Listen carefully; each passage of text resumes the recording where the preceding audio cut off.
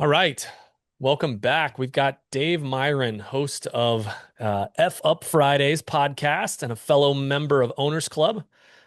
Dave and his wife, Kim, are based out of Tampa now, pretty local to me, about hour and a half west. Grew up over that way, and their main focus is on fix and flips, some development projects, as well as some pioneering in the co-living spaces that are really shaking up what affordable and modern housing can look like. So super excited to welcome Dave Myron to Thinking Outside the Bank. Welcome, my friend. Thanks, buddy. I appreciate you having me on. Yeah, man. And so for those people, I've gotten to know you a little bit from being a guest on your podcast, interacting with you in Phoenix, kind of seeing the dynamic that is the Myrons that I really have grown to know and love, and I think a lot of people in Owners Club have. Tell us a little bit about yourself and kind of, your journey as a real estate investor, Yeah, father, husband, you name it. no doubt. Yeah, we're really enjoying our kind of new set of friends in Owners Club. These last 6 months have been life-changing, honestly. They say that your your network is your net worth, and like your circle of five closest people kind of, determines who you are, right? It's this last this last 6 months has really been an upgrade in many areas of our life. Kim and I, we've been together forever, basically. We got together when we were 19 years old, dated for 5 years, got married. We've been together now for 22 years. We grew up in the Pacific Northwest, just outside of Seattle. Lived our whole lives there. And then COVID hit, and our kids, we've got four kids. Our oldest now is 19. Our youngest is just about to turn 13, which is mind boggling. But had been in lockdown in Washington State. They went kind of crazy with COVID. So in 22, all of our friends were kind of leaving Seattle to find friendlier places. Uh, some of them ended up going to Idaho. Some of them, my brother specifically, went down to Texas. We kind of followed him down there to see if Texas may be a spot that would be a place for us, and it was not. I've been spending the last couple of years trying to convince him to move to Florida, which is where we landed. We saw what DeSantis was doing. We really agreed with that. Came down here in our RV, did a whole tour for a few months around the whole state, and really landed on Tampa. Compared to Seattle, it was a super clean city. We love the water and we love the greenery. It's very lush here. And I'm into sailing, and so I've got quick access to a bunch of sailing down here. But so that's how we landed in Florida. But rewinding, I'm a software engineer by training, not really even by training, just kind of have been self-taught. I was in the era where you could do that, really. I got into multimedia, I guess it was called at the time, in 2017, 2000, no, not 2017. What am I talking about? 1997. Just A roll little back a difference. couple, 20 years. Yes, 20 just year a little difference, no big different. deal. Yeah. And did a bunch of tech entrepreneur stuff for many, many years. A lot of failures along the way. In 2018, we actually had a successful acquisition. I've been at the company that acquired us since then. But early in our marriage, we had got a couple duplexes and then went through the 2007 financial crisis and lost those. And then my wife, who is a fashion designer by trade, she rocketed up. She was at Eddie Bauer, and she basically immediately was given the largest departments in Eddie Bauer. Wow. And then we got pregnant right as we had made the decision to move to Manhattan so that she could pursue her design career. Wherever I had a laptop and internet access I could work from, so that was fine to be wherever. And so I had a kid. She went back to work for 6 months and then just couldn't be away from her daughter. And so came back home to raise the kids. And then we proceeded to have three more. and we've homeschooled our kids in a way, not really like desks at home homeschool, but co-ops and unschooling and really self-driven stuff. Um, Continue to do that through their whole lives so that we could travel as a family. And we've gone all over the world uh, with them. And that's been absolutely wonderful. Done a bunch of stuff in the States as well, travel trailers and RVs. It's a great life spending it with your family. And all of our kids now travel very well and are easy to go anywhere with. Um, Amazing. but as they're getting older, Kim, some of her time is freeing up. And so a year ago, she said, I'm gonna get back into real estate stuff. And so then she joined Gator. And then we're not doing any of the lending stuff with Gator. However, it got us kind of plugged into this community. We also got our kids into an entrepreneurship mastermind or group. And that's when we got into doing flips. We didn't really intend to do that, but it was an opportunity to show the kids all these aspects. And we want them to see the business side of things because we wanted to have them be able to scale that up and, have a family business and whatnot. And then we went to Squad Up in March and joined Owners Club, and then came back from that. And I might have to be a little careful about what I say here, but yeah, dove into real estate and just wanted to commit to that with both of us. So I still at my W-2, but we're growing this business. And I think that kind of brings us today. We've been super involved with Owners Club. We like the biggest benefit comes from being in the room. Yeah. And we're trying to basically be in all of those rooms. And we found a lot of new friends, a lot of meaningful relationships in there. Everybody in the group, for the most part, is really driven by that go-giving mentality. Yep. That resonates with us a lot. And we're just finding a lot of souls in there that really share our outlook on the world and how we should be. I love that, man. And I I can relate to quite a few things you said there. Obviously, I think I'm a little a little earlier on the track, but Lindsay and I have been together since she was 19 and I was 21, and been together like 15 years now, 10 married coming up this March. Actually, our 10-year anniversary is at Squad Up, and I intend on the whole family being there. She's out of the Nice. house now, but I am planning, hopefully, if I can do something there and get pace, just to be like, hey, give me 30 seconds, even if it has to be in the hallway, whatever. I'm gonna do something. That'd be Because she awesome. she is very much not the center of attention, and I'm very okay with being it. I don't get embarrassed easy. So I fully, let's hope she doesn't watch this in advance of that and ruin that. But yeah, we've got a whole plan for that week. It should be fun. And truthfully, my story is very similar to yours, man. And I love that getting in the rooms was the main goal with joining Owners Club, taking massive action. I had just lost my job last November. We went to Squad Up and I almost skipped it. My partner was like, no, you got to be there. Understood why I needed to be there, being in the room, the energy, like it was inevitable. So I joined it all there and then. And ever since then, it's just been like, okay, if I'm going to do this year, there's no like jumping in and just barely dipping your toe in the water. Like, no, I'm going to jump Yeah, in don't do all the that. way. And I'm Yep. I'm so blessed for that again from going this summer out to Monterey, bringing the entire family, going on an RV trip before and after, exploring the Pacific Coast with them, taking them to Montana a month later, even when I'm like, my finances say I shouldn't do this, and somehow it works out. Um, Being in those rooms have given me other opportunities that I wouldn't have if I was sitting at home worrying about what to do next. And the same thing in Phoenix. I went without them. That was the first event I attended without them this year. And it gave me the opportunity to be in rooms again, people I wanted to meet, make new friends, and get into new projects, and play golf with people now that are hopefully going to, become business partners. So Yeah. it's been incredible. It's an incredible journey, and I can definitely relate.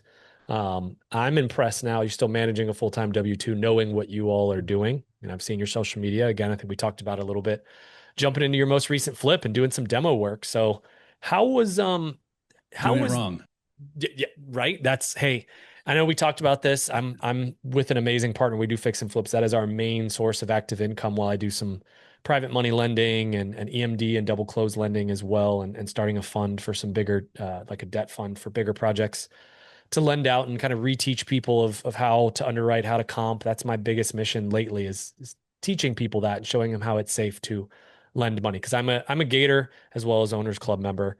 Um, I'd love to follow along with the fund. I might be going down that same route with what we're talking about in a minute. I've learned a lot and I'd be more than willing to share. And again, I'm learning every day, but we are in the early phases of that, but have some amazing, amazing partners on that. And yeah, I'd love to find ways to collaborate with you. Again, one of the few people I've met in Owners Club that are also hyper local. I'd say probably the closest to me. I grew up over in that area and have an uncle that still is over there looking for a fixer upper as well. But I digress. One of my first questions I want to get into with you, and if I don't get into questions, you and I'll just go back and forth like this all day, which I could definitely No do. doubt. Um, you and Kim have a long history together. Like you said, started at 19. Most people, again, uh, partners don't always become the best business partners, but you two seem to do it so gracefully, so well, complementing each other in person. I will say in Phoenix, I was watching, I was taking notes as a husband who is trying to better complement his better half and build her up. I saw nothing but that from you the entire weekend. So I want to first applaud you for that. But That's a also huge kind of compliment. Thank you. absolutely, man.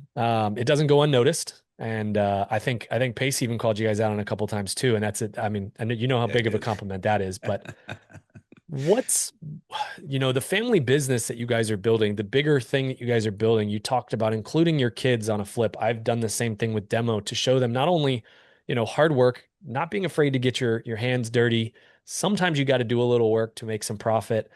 What are you guys trying to build in terms of this family business and what's drawing you to that space right now?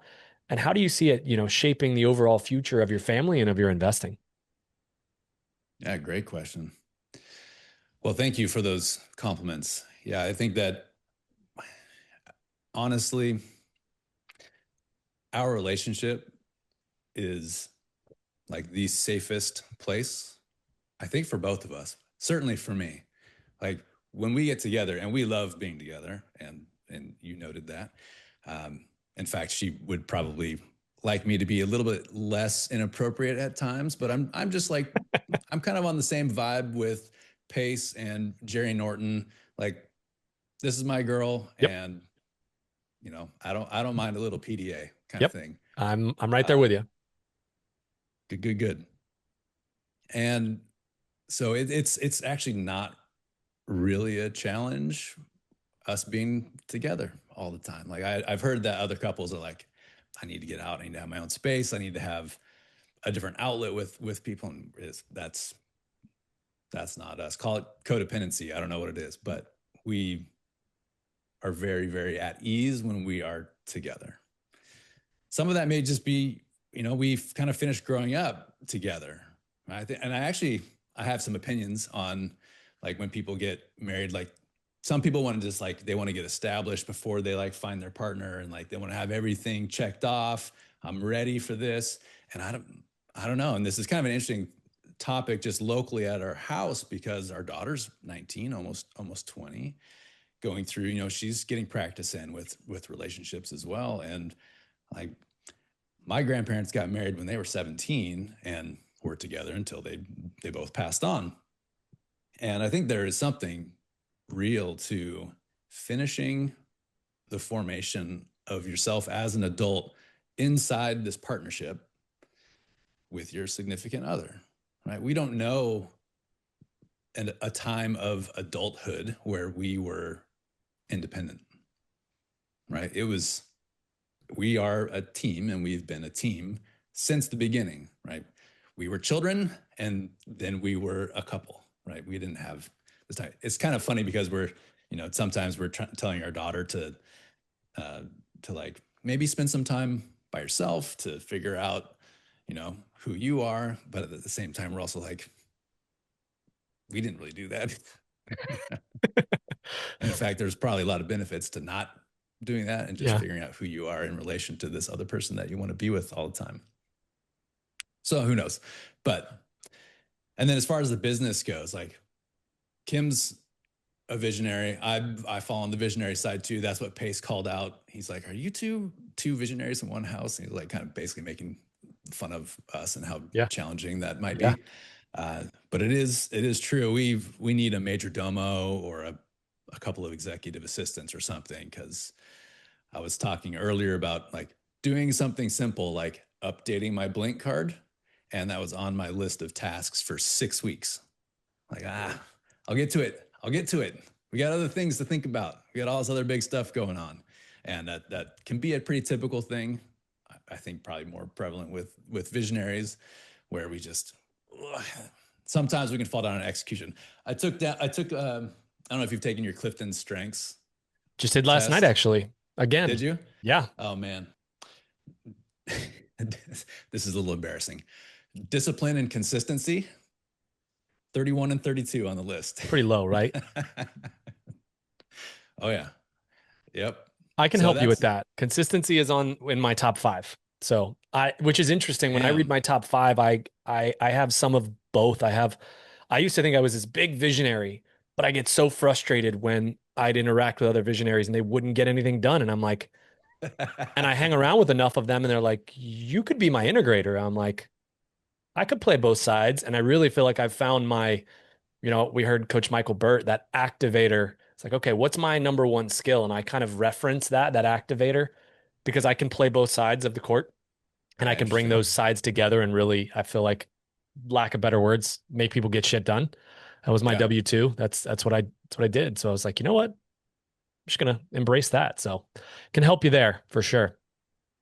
Yeah, that is interesting, because it's certainly I can feel a little guilty about that, or a little shameful about that, because the executive side of things is how ideas actually become something real. And you can have thousands of ideas, but if they just kind of stay in your brain, Yep. then no value is created. You got to have the execution, and that's we're trying to figure that problem. How do we solve that? I think it's just a who problem. I don't think Definitely. it's I Not don't think how. it's It's going to always be who. me. Like if it's literally my 31st and 32nd, which are the two lowest. If you guys don't know about Clifton strengths, it ranks 32 strengths, and my 32nd is discipline or consistency, one of the two. But you're never going to be able to put in enough time and effort to change those ones that are at the bottom. It's way better to focus on your top five, and those are your intrinsic states or strengths that you can also not turn those off.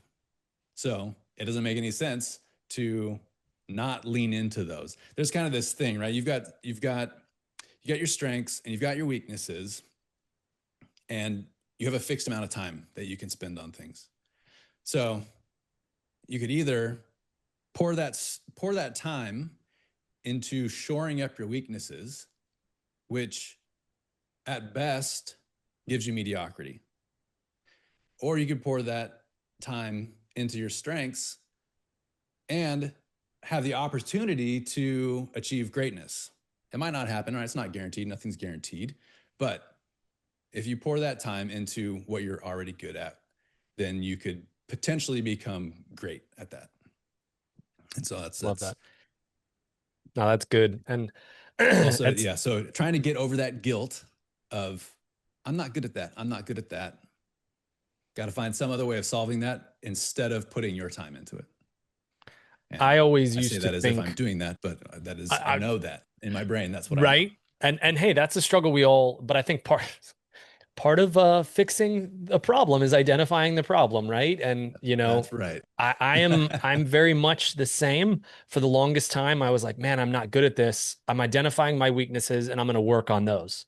And I feel like I lost truly so much time from focusing on my weaknesses and trying to improve those versus focusing on my strengths. And especially in this community, we talk a lot about focus on what you're good at, niche down, and then go find somebody else who's really good at your weaknesses and find somebody you like operating together and, you know, collaborate with one another. And I really, it made a lot of light bulbs go off when that happened. So when Yeah. So like what's kind of an interesting thing is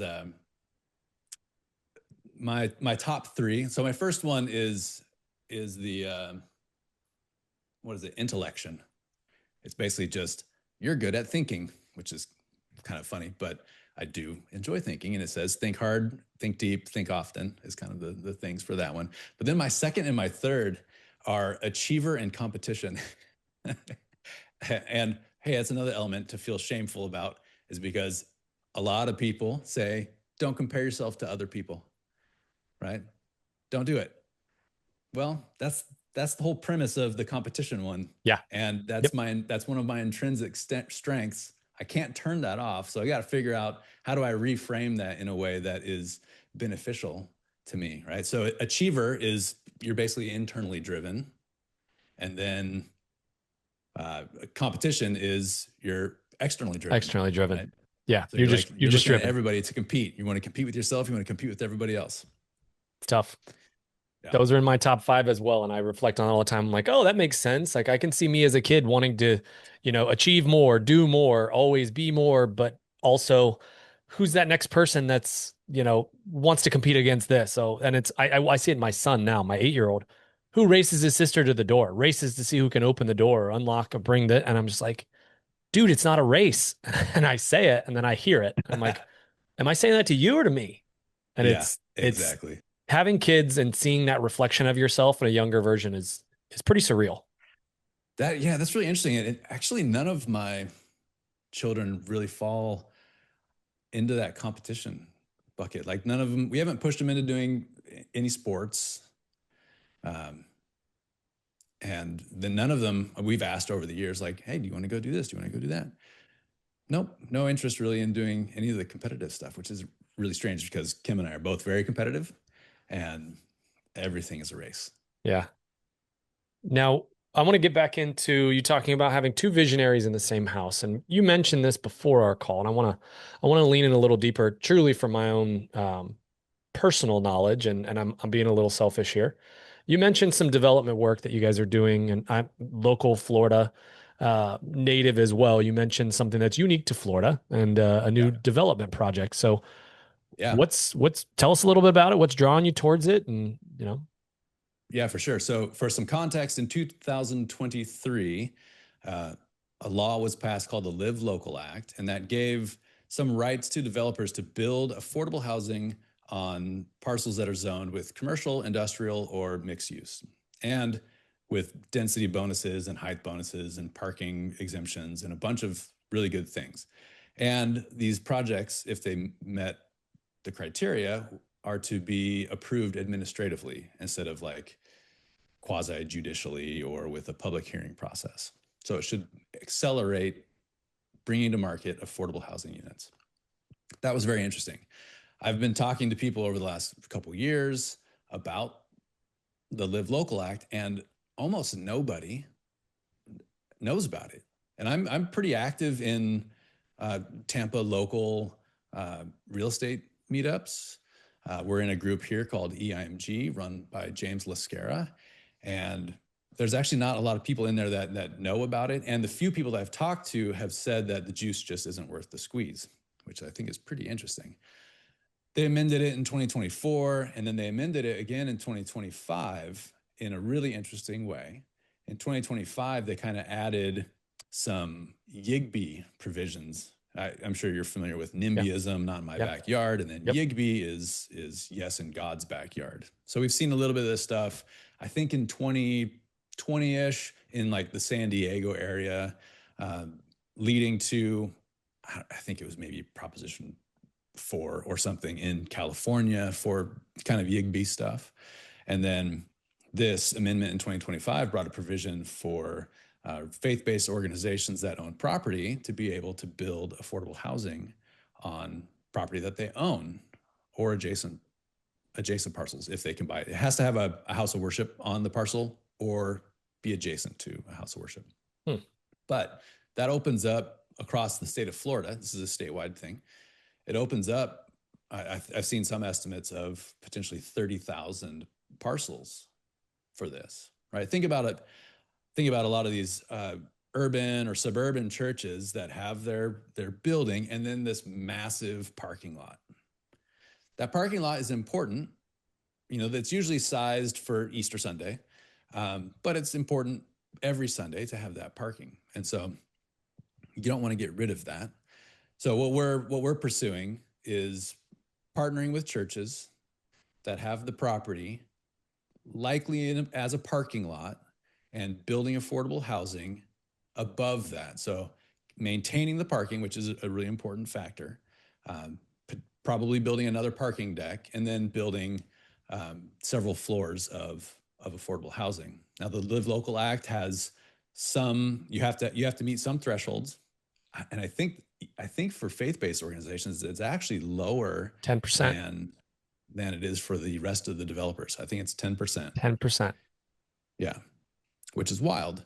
And I think that the churches that we partner with would likely go probably all the way up to 100% Yeah. Yeah, for sure. affordable housing. I think that thing, but it really is interesting. I think in two ways. I think it provides two options to the churches.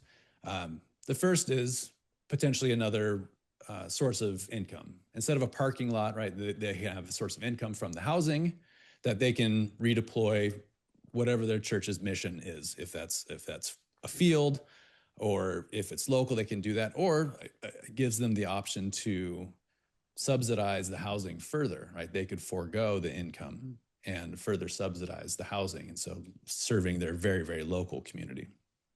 So that's generally what we're pursuing. My wife's Mount Everest is called restorative housing, and she wants to ensure that all of the materials from the ground up are healthful, so not stuff that's off-gassing and silently poisoning you, and make sure that the air is good inside the buildings, and make sure that the design, all the stuff in the design, even edible landscapes, so that when you're Love that. home, you feel good and you don't even really know why consciously, right? It's just everything has been thought out for your health, and so you just feel good being at home.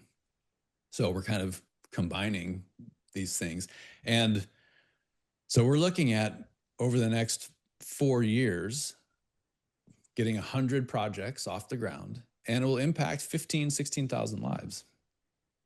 I So really that's a lot like of that, the man. doing well by doing good. That's incredible. And I'd love to talk to you about this more, obviously offline. Being a local Floridian and trying to kind of still find that purpose.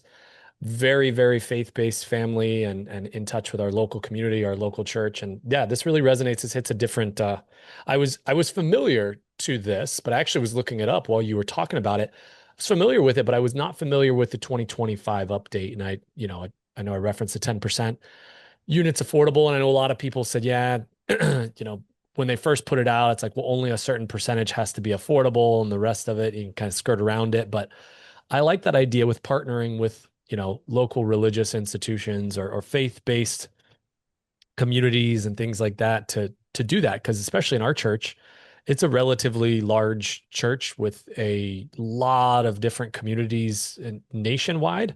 And one of ours is a satellite campus, but they're constantly trying to find ways to impact the community and do service work. And this is one of those ways. Even local volunteers and people that attend the church, we're in a local, group that meets every week, and a constant conversation is, we know you're in real estate. Can you help us? This and that. We're having trouble with our landlord or our apartment or this or that. And it's like, man, light bulbs. This is that visionary side of my brain that's coordinating with the integrator of like, how do I connect the two pieces and activate this and make it happen? And really struck a chord. This is really, again, doing good by doing well. I think you said it perfectly, hit the nail on the head. And going to definitely be watching what you guys are doing, and try and find a way to get involved here as well to spread it across Florida and make an even bigger impact, man. So good work there. Yeah, it could be. It just, the brain starts going, right? Hmm. And it's like, could the congregation actually do stuff like, do they have a self-directed IRA? Could they be involved in the project at their church, right? We Yep. will need investors, obviously. Yep. Now the church may be able to contribute. Oh, they'll contribute the land, right? And that'll cover some of the, call it the down payment, right? But there still be partners and lenders involved, whether that's through a fund or some other vehicle that we're exploring that side of things. I think your idea there with the churchgoers, honestly, I mean, how does the church survive most of the time, right? Is through tithing, is through the Right. giving, the active giving. That is still church is still a business, whether you want to admit to it Yep. or not. They've got to keep the lights on. They've got to, buy the real estate, all of the snacks and food that they feed the volunteers.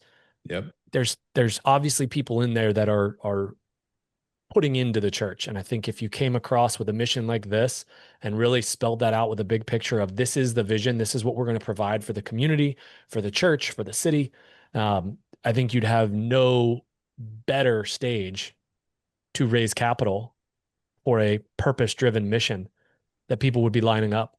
I think that'd be the easiest, honestly, as coming from a capital raiser, that'd be the easiest capital you'd ever raise, especially if you're a part of that local community or a part of that local church and can relate to those things.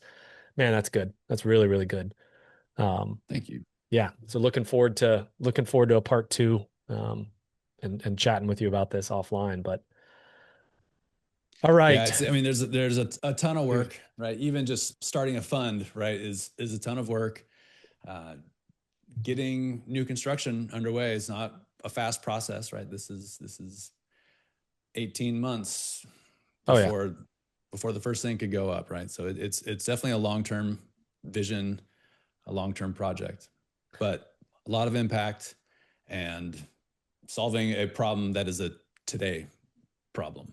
You're in all the right rooms to do that though. I mean, you think about it and part of me used to think if I had heard this podcast, 2 years ago, what does a software engineer and a healthcare worker know about creating a new development for a church? But when I hear now and the mindset that I have and the mindset that you have and the shifting and the changing and the rooms that we're in, there's no lack of five people that have significant new land development experience that when you tie that to mission, I mean, we heard one of them speak in Phoenix, Duran, who's big into developments that I guarantee you, if he wasn't directly involved, I know he knows people that would be interested or connecting. Same thing with Yeah. Pace. You get behind a mission Yep. like this. That's really what makes our real estate investor community different. Is it's purpose driven, it's mission driven, and man, yeah, that's good. My brain's going now too, so much so that I have to redirect and finish this podcast. Um, So yeah, I was on a call with Noah, hashing stuff out. Sunday night, we started at 8 p.m. on Sunday, and I mean, we were there on the call until well after 11, and then I basically did not sleep Sunday night at all. Just brains going through things. All right, we got to make this thing as simple for churches as possible, right? They're not going to do the property management. They're not going to do tenant placement. They're not going to do anything like that. They're contributing the land. They're getting the benefit. Everything else is taken care of for them. And that's the vision. and I love that. And being tagged into churches and being on leadership team in our own, a lot of that, I think another even bigger draw you might not have thought of is they're trying to reach a lot of those people and get them into church. Well, now if they can house them, what better way to just be like, well, I live right here. They're helping provide housing, affordable Right. housing. The next step is to get involved with the church, to find and know God, to volunteer, all of those things that there's so many things, trickle down effect that I think that maybe you just haven't thought of yet that are just gonna be like, wow. And as you uncover and peel this onion back one layer at a time, you're just gonna be like, man, it's gonna, dump rocket fuel on there and you guys are just gonna take off. So again, super exciting. Um, and kind of something I just mentioned, thinking about this 2 years ago, I would have said, well, what do these guys know? How are they qualified to talk about this? But for maybe new investors or not investors at all, people that, and I interview other people that aren't investors on this show that are watching and who are scared of their own mistakes, of making their own mistake. What's one mindset shift you'd tell them to make or that you've made in your, W-2 career that you still hold on to, but are still obviously very active in this and that purpose-driven mission to where you couldn't sleep the other night because of that, what Pace talked about and it was quoted at Squad Up, the best rest is a nourishing vision. And it sounds like, my friend, you've found that. And that's what some people call it rest, and some people are just like, man, this is going to keep me up all night because I'm so into this vision of like, how do I figure Anti-rest. this out? Yeah. Yeah. Yeah. What's mindset shift you tell them to make? That's pretty interesting because that's where most of my personal growth is focused right now, is mindset. Because historically, I've had a terrible mindset. I've being an engineer also contributes to this, right? Is like, just go analyze, analyze, analyze, analyze, and just keep analyzing. And if you never stop analyzing, then you never have to make a decision and you never have to fail. So, to be perfectly frank, is that mindset is basically the only issue, right? We all basically know what to do. We all know the steps, blah, blah, blah, blah, blah. We got to do this first and then do that. It's really always mindset. I used to have a post-it note on my computer. I need to put it back up there. Now you swore earlier, so you're already getting the explicit tag, or you're gonna bleep it out. But anyways, I had on the post-it note, FIDIA, FIDIA, and FIDIA stands for fuck it, do it anyway. And that's really what it is. Take action. Figure out how to take action. If you're scared, take action anyway. I mean, we hold ourselves back all the time. Like I've been trying to get to the point where I write a damn LOI on an apartment building locally that I'll convert to co-living, and it changes the metrics. It's beautiful. Everything pencils out well. It's great. It's got seller financing for 70% of it, right? Everything is great. Send the damn LOI. but we get into this place. Well, I'm just going to keep analyzing it. Overanalyzation, man. We're stopping Yeah. ourselves. Yeah.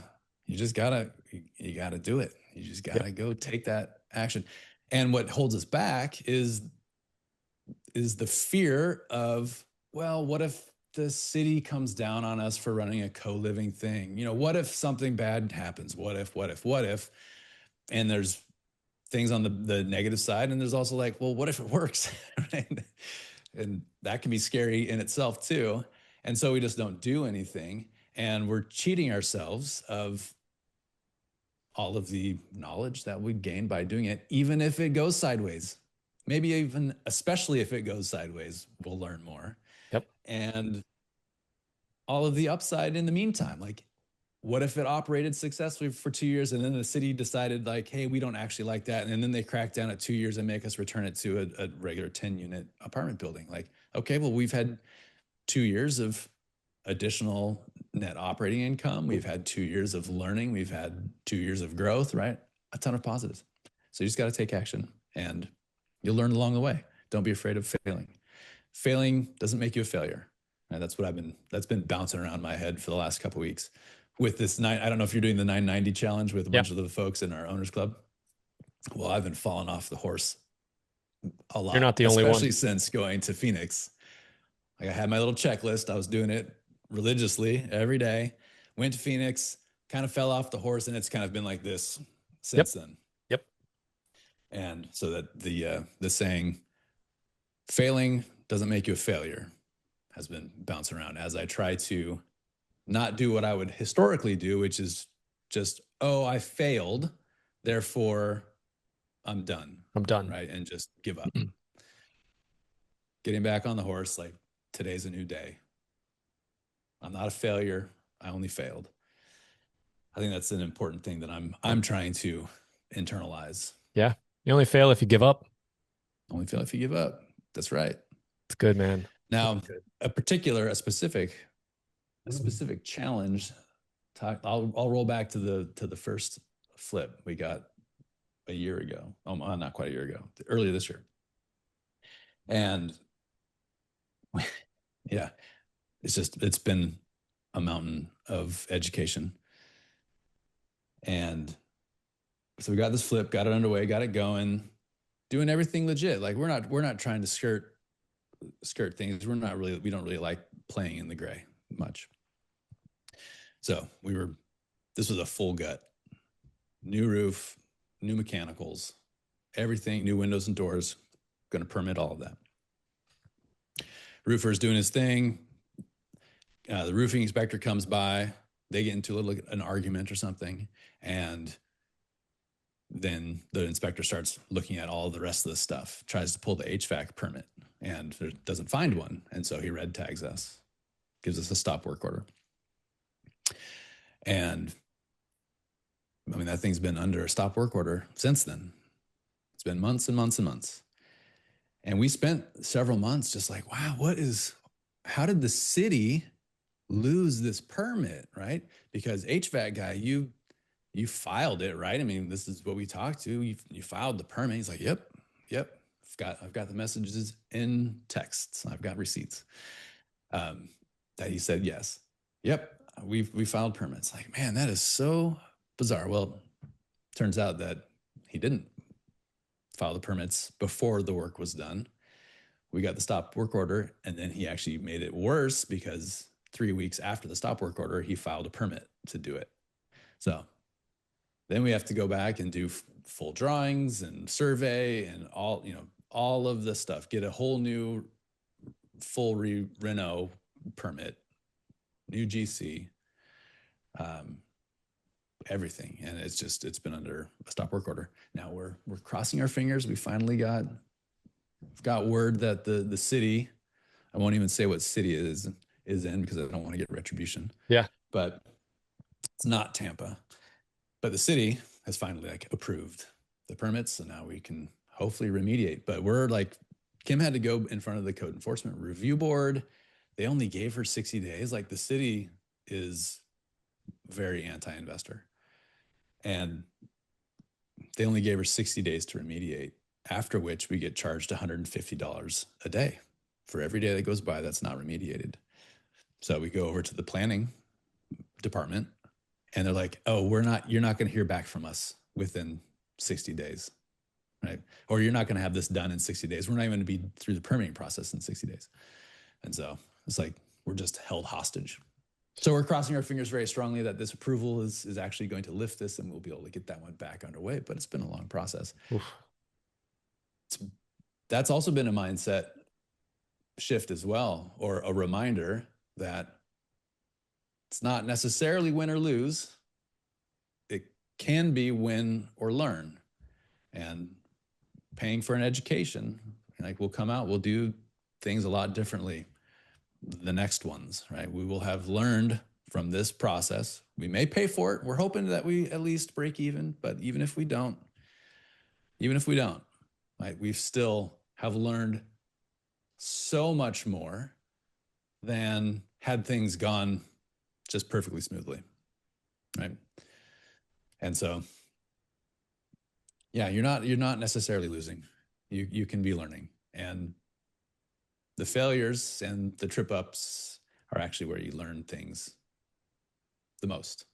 I mean, I feel like I should have been taking notes from somebody who also does fix and flips and moving into a new market, our own backyard here. That's my biggest fear. And I know my partner is much more well versed in it, in his market that we've been operating in, as far as permits and pulling for roof, pulling for AC, all of the things that we need to pull permits for, versus like, oh, can we skirt by? And you see the memes, like the investors trying to skate by and the investors that, then get a stop work order. And it's like, I just learned what that was like 4 weeks ago. It's like, what is that? A stop work? They literally, the city comes by and tells you you have to stop work because you didn't do the right things. And like you said, then they can hold you hostage. Yep. Working with city employees that may not be the most motivated to get to your file in a timely fashion, because they may be more focused on stop something work else. order. I mean, it can be detrimental to the property too. I mean, they stopped it before we were able to turn on the HVAC.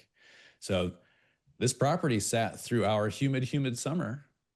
Ooh. And luckily it had one window in the back that was broken out. So there was some airflow, but even then, people could come in and they could start squatting in the property, right? It just opens up the doors to a lot of problems. And when a city is just, I mean, they're understaffed really. And then they've got a backlog from the storms from last year. Thank goodness this year we have seemed to skate by. It's almost over. Better than Jamaica's faring right this second. Better than Jamaica. Man. Oh my gosh, yes. I was looking at that this morning. It's gonna be terrible. Yeah. But they're and then they're also just kind of like city officials, and they're just moving a pile of papers from one side of their desk to Yep. the other. Yep. They don't really seem much to care about how much investment is coming into the city. Like, we're trying to make the place a better place. We're investing locally in Tampa because we want to make Tampa, this again, this is Yeah. not in Tampa, but the Tampa Bay region. We're investing in the Tampa Bay region because we love this place and we want to make it more beautiful. I don't know. I mean, Yeah. growing up here, you know that there's some downsides of Florida, namely sprawl and the prevalence of strip malls Yeah. everywhere you go, whether it's kidney dialysis or a smoke shop or Yeah. Yeah, you got it. You hit the nail on the head. There's pros and cons to living here. Everybody thinks Florida's this island beach getaway that then you get hurricane season, then all of the other interior pieces that isn't a yeah, beach. It's just like any other thriving metro that yep, has it's things got that issues. yeah, yeah, exactly. Exactly. So, well, you But we as answered. investors, we can contribute, and that's what we're trying to do. Yeah, and I think getting that mindset of people on the outside looking in of, oh, it's an investor, they're just in it to make money. Well, there's purpose driven behind that too. Yeah, we want to make money, but we're people. We actually do want to, help and improve. Like fix and flip improves the whole value of everybody living there, not just Right. the person flipping the house. Well, if you live next door, that's going to bring the property value up. I'm not leaving an old 1960s beat up old home there. I'm repainting it, I'm refinishing, I'm doing a new roof, new AC, new kitchen update. Like Yeah. it brings your property Making it value look up nice too. from the street, right? Yeah. Like this place had holes in the roof. It was leaking inside. There was animals living in there, just trash everywhere. And we're coming in and we're making this parcel on this street more beautiful. And Yeah. that should have ripple effects Yeah. to the neighbors. Well, Get out of the way, cities. yeah, you answered one of my next question, one of my last questions, which was, your podcast, F Up Fridays, is built around raw honesty. And I was going to ask you, what's one of your biggest F ups in real estate that ended up being a turning point? I don't know if this can fall on you because it really wasn't. I mean, I should say as a leader, as an owner, right? You're supposed to own Yeah. that. Yeah, End of it's the still day, it still 100% does fall on correct. us. So, is there anything else you'd like to share with us? Other than that, I mean, that was a really good example. I don't want to steal the spotlight from it, but if you got more, please I mean, I think that's a pretty takes the cake. it's a pretty good packaged up story of all of the things that can go wrong and the positive outcomes that we are looking forward to receiving. Yeah. No, I think that's good, man. And want to thank you for your honesty, for your transparency, because so many times, again, you think social media, you see people's highlight reels, right? Right. Well, thinking outside the bank, and I don't just interview real estate investors. I interview friends, you know, all sorts of people, walks of life that are just trying to think creatively when life gives you challenges. And again, through creative real estate as well is a big topic here. But I just want to thank you for your honesty, for your transparency, for kind of sharing some of your story, your growth through your mindset, your family. We've touched on it all here, man. And I really, really want to appreciate and say thank you for that. Absolutely. Yeah. Authenticity is a challenge, especially in this world, like you said, with social media. Everyone's trying to put on their best face. Um, and we definitely do that too, right? Yeah. We're not trying to put out all of our ugly side, but that's reality. That I heard this quote recently, and that which we hold most private is also most relatable. And it Mm, really hit me because it's like, man, we hide some of the things that we're embarrassed of, but really, when you let some of those out, that's what you can really relate to other people so much. And it encourages them to come out of their shell and to blossom and be like, I can relate to that. I mean, we use the example again in our men's ministry of a family dealing with loss of a baby, and they were very ashamed, mm, lost it late in the third trimester, and it was a very trying time. And they're like, well, we yeah. just won't talk about it. And then it was like, well, people are going to figure out eventually. And they're finally like, I can't keep the secret. And they opened up, and all of a sudden they realized all the people, even their own parents, who had gone through that and they never knew. And then all of a Mm. sudden it just opened up the floodgates of just talking about it. And yeah, it really just kind of changed my mindset about it too, of like, I'm scared to talk about some of those. I'm actually writing a book about it right now of kind of my weakest moment or moment I felt the weakest, which was losing my W-2 this time last year. Um, and I'm opening up about it. And I've shared the idea with a few people, and they're like, "Man, I cannot wait to read this. Like, I've got this experience too. I had this, change in my life, and it's like could curl up in a hole and just die and wallow in that, or you can find the best in it and you can push forward and figure out the positive in it and kind of see what God's doing in your life versus just, throwing you down in the pit, not extending an arm to help you back out and try to teach you something. So, Yeah, well, I mean, like the whole motivation behind my podcast, right? mm-mm. Well, I started a podcast because of imposter syndrome, right? I even like showing up here today this morning, I'm like, what do I have of value to contribute to Trevor? What can I even talk about? And so yeah, so I was like, I do understand that I need to be more active. I need to have a presence moving into this world where it's, all of these relationships are based uh, on who you are, right? And so if people don't know who you are, then it'll make that more difficult. So go establish yourself out in public. And imposter syndrome, again, walking into these rooms that we're in where people are doing amazing things, and you're like, I'm a tech entrepreneur. Yeah, I've had some successes in that world, but that's not at all this world. And what do I have to contribute? So I'm like, okay, I can hack around that, right? Being an engineer, Yeah. I can hack around this imposter syndrome by not being the talking head that is bringing all of the knowledge. Like, I'm not going to be up there, at least not now, like Pace. He can just go and spew for 3 hours, and it's just value, value, value, value, value the whole damn time, right? That's not me. That's not where I'm at yet. But I can bring other people on there. So, podcast, as an interviewer, I don't have to be this source of all knowledge. I can ask the questions and draw it out of other people.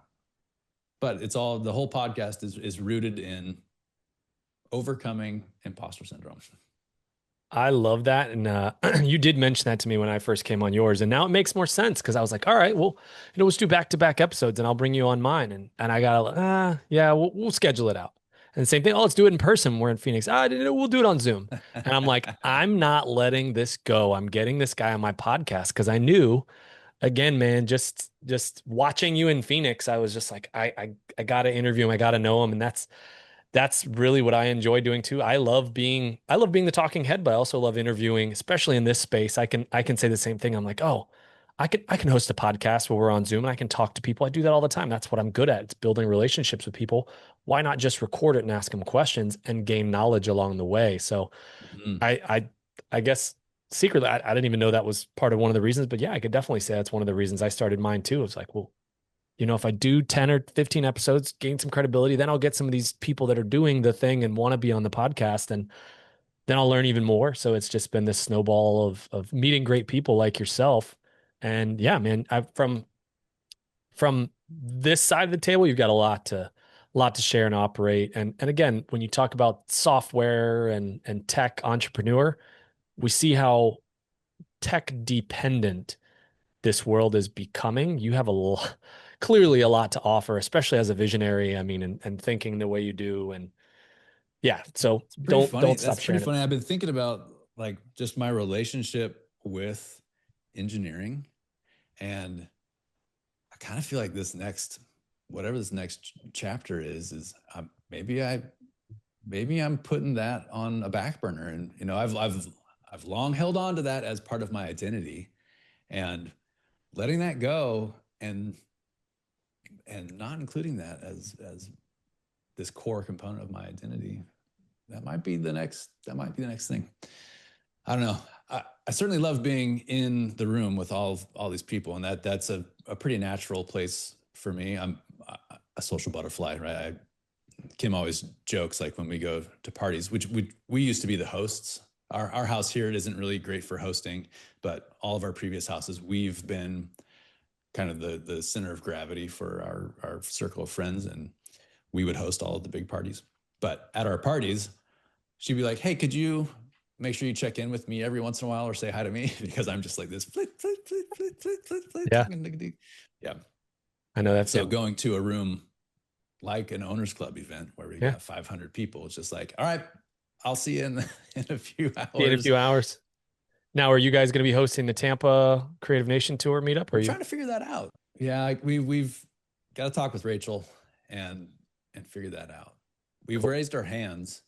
Um, I think I need to push a little bit more, but understandably, they're just getting the tour underway, and I can't imagine it's going just as it was supposed to according to the plan, right? Yeah. So I assume they're all very busy and learning a lot of things.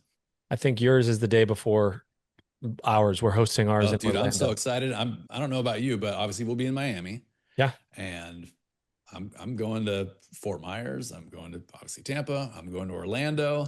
I'm even thinking maybe I could go up to Jacksonville. Maybe I I was could go up to Tallahassee. I was just gonna say, man, hop in the car. I plan to go to Tampa, plan to come back over, host Friday, and then anybody that wants to take a road trip up at a minimum of Jacksonville, because that's Saturday. I think Tallahassee's either Sunday or Monday. Um, yeah, I plan on making that definitely that Florida road trip. I've already set my eyes on Savannah, Charleston, some of those, as well as the Carolinas. I'd love to get to more and just be there as much as possible. So, Yeah. yeah.